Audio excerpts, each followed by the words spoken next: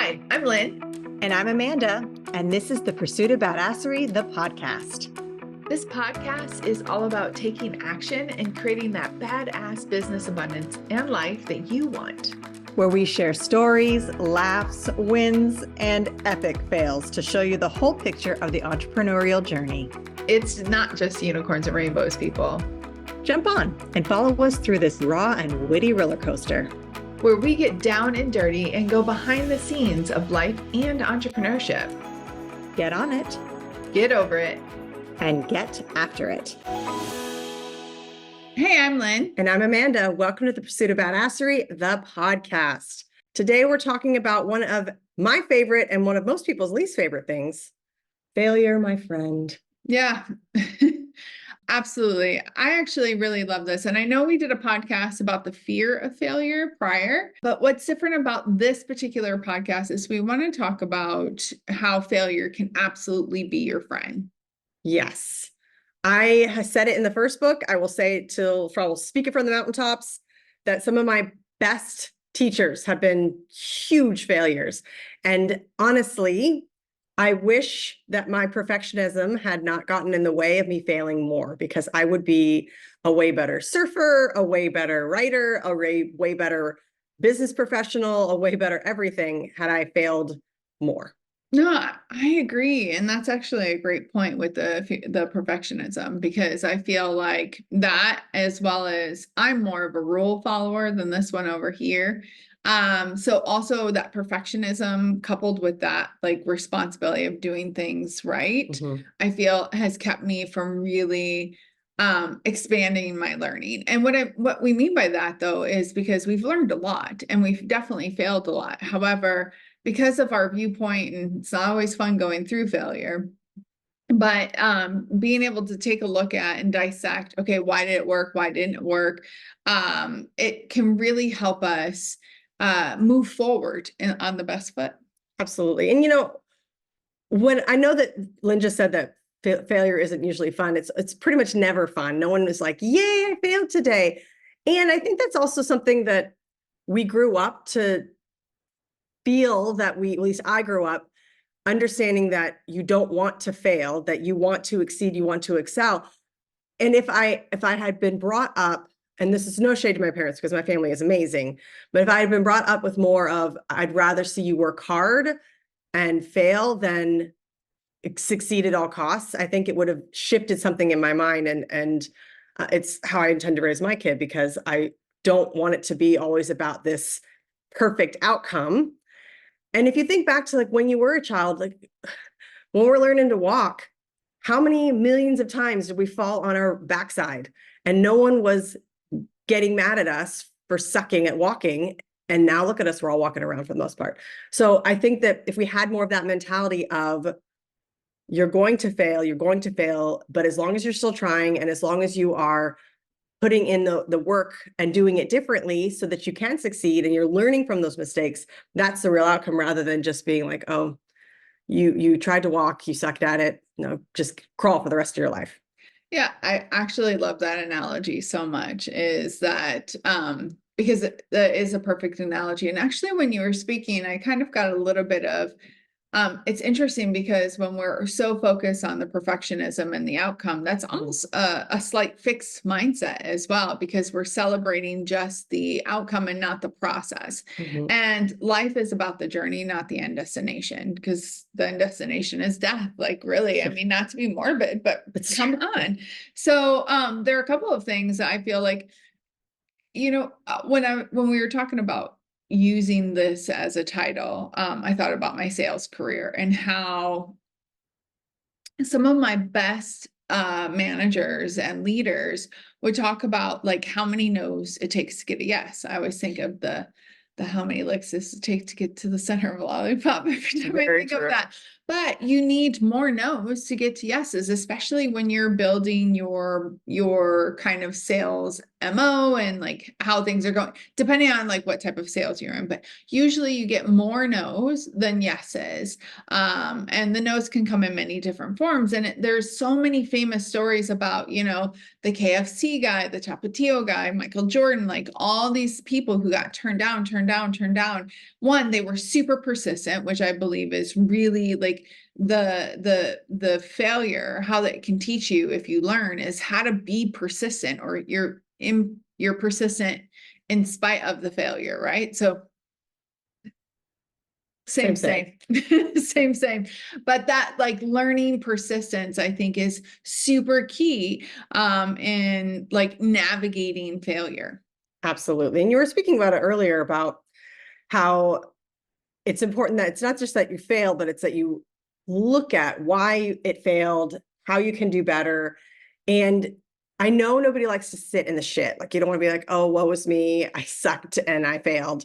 However, if you really think about why it failed and how, what processes, what steps, what things led to that failure, you will not make that failure again. You don't want to sit in that feeling anymore. And so I think that's why I call it my truest teacher, because I have such an instilled dislike of, being not perfect, which I know I'm not perfect. There's nothing, I know, I'm aware.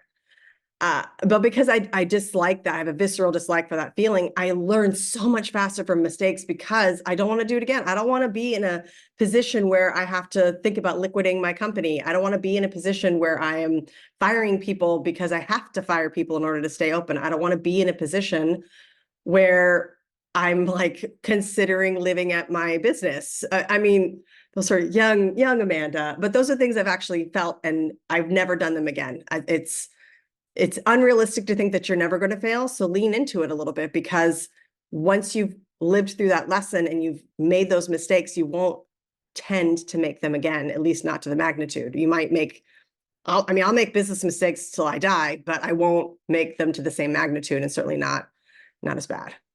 Yeah, no, I agree. And it's interesting because, and I think that this is obviously we talk a lot about embracing the lessons and like how can we learn to be better. And I do want to make a small side comment is that you don't just learn from failures, you also learn from successes. So we're not saying that. So just keep that in mind. With that being said, I think of like, and this is no throwing shade to certain generations at all, because I think it's also the time that we are so used to instant gratification and like things happening so quickly at our fingertips, and we can get so much knowledge or whatever. And then we see all of these gurus on social media who have hit success overnight. I call bullshit.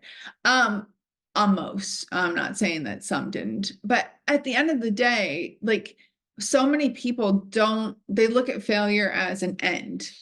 They don't look at failure as a motivator, as a lesson. And there's this term that I love to use about failing forward. When we understand that failure is a part of our life, a part of our business, a part of learning and growing and evolving, then we can actually absolutely set ourselves up for failing forward. So that means that you continue the momentum that you had, and even in failing, to continue moving forward. So that way it's not this start, stop kind of momentum.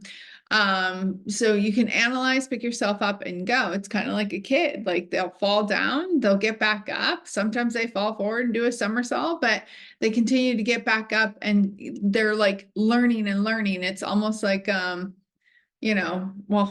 I started learning Thai about a year ago, and every time I slow down or stop, right, it takes me longer to kind of like get up to the level that I was, or it takes me less time to get up to the level that I was, but it's still, I have to like get back into the mood and the mode of it. So learning to fail forward and use that momentum is absolutely key. Yeah. And one thing people don't really think about, sometimes failing will lead you to where you're supposed to be. Yes, And I'll give you an example of this. So for absolutely. years as a kid, I thought I was going to be a pediatric neurologist. I was like, I used to read, because I'm a huge nerd, like these big pediatric neurology textbooks when I was like 12. And I was like, I'm going to be a doctor. And I could see that. yeah, right. Like I was told her. And as I got into college, I started taking some courses that would lead me towards the potential of either being a lawyer or a doctor, because those are the things you become, because those are the only two professions you can be that are professional and, successful and money generating. And those are the things that you do when you want to be prestigious. You're either a doctor or a lawyer. And I hated it. I hated it. I hated it. I didn't like biochemistry. And then I was like, maybe I'll be a forensic anthropologist. Like, how we all switched when CSI came out. I was like, maybe I'll do this because this seems cool. And then like The Mummy came out and like, oh, well, maybe I'll be an Egyptologist. And I took Egyptology classes when I was studying at the Sorbonne in Paris. Like, that's not, all those failures led me to where I am now. And if I had stuck to this idea that I'm going to be a doctor and like struggled through it and not listened to any part of me and not, sucked at it, I could be a really crappy doctor right now. I mean, and they exist, and I've had some. So I don't want to be the worst at a profession that's prestigious. I want to be badass at a profession I love. So that failure, that series of failures and miscalculations have led me where I am now. Yeah, that's funny. I wanted to be a lawyer too, but not for that reason, because I wanted to save the world. No, See how different but how same we are. It's pretty fucking funny. it is. It's pretty funny. Anyway, one other thing, and I think that you started to touch on that here, is that in failure, innovation can be born. And so that creativity, that innovation, when you are looking for solutions, right? Instead of having always looking at the problem or at the failure, analyze it and move forward. Like Amanda said in the beginning, like don't sit in the shit, but that whole like being innovative and creative and saying, okay, like that didn't work, what can? So it's very obviously solution oriented, but in a creative, innovative way. And I think that when we're in a fixed mindset, when we're not necessarily looking at failure as a lesson, it very much like that innovation and that creativity can go away. It can feel very daunting and dry. But when we understand that it's a part of business, it's a part of life to fail, and that how can we best learn and move forward from it, and even sometimes make failure fun. I mean, it. I think sometimes, like, I've laughed a few times where I failed, laughed and cried, sometimes at the same time. But yeah, I think that you can really create a very different outlook on life and on your business as well. And there's one more thing I'll say is the other thing you have to let go of, and I struggle with this even now, is letting go of your ego. So when you fail, there's always a bit of an ego hit, particularly if you're failing in a huge way. So when it's just a small failure and it's just me, like, I'll move forward really quickly. But when I have a lot of people counting on me and a whole team of employees, and that hits me really hard, because it's not just the expectation for me, but it's their expectation as well. However, you got to let go of that ego hit and understand that it's moving forward. It has to be beyond your own self image. So you have to move beyond it and really understand that the creativity and that change and that, lust for whatever you're doing can be recultivated even outside of your ego. Yeah, no, I agree. And I love that you said that. I just recently had a situation where I definitely misstepped. And I'm thinking about the ego side, and it definitely hit me. But I would also say for those that struggle with the self-doubt as well, don't get in your head too much. Like, okay, what lessons can you learn? How can you move forward? Because also with the ego side, you can really get into your head and beat yourself up. And That's so, sitting in the shit. yeah. Don't sit in the shit. Because then it's going to start to smell the same to you. You're going to think that's what it's always supposed to be like. If you sit there, you work in garbage, you're going to never, you won't smell the garbage. And I mean, anybody who's worked in a restaurant, you go home, you smell like the restaurant food and you don't even realize it, but everybody around you thinks you stink. And it's the same thing here. If you sit in that ego, you sit in that self-doubt, you sit in all those negative thoughts, you won't smell it anymore and you won't realize that you're doing it. And that becomes your status quo. Facts. Facts. All right, that's enough knowledge bombs, truth bombs for you today. Till next time. Get after it. All right, everyone, it's not enough to just listen. Now you've got to put it into action. We are so excited to see what you do next. If you enjoyed our show, please leave us a review on iTunes. And to find out more about what we're doing, visit us at thepursuitofbadasserie.com.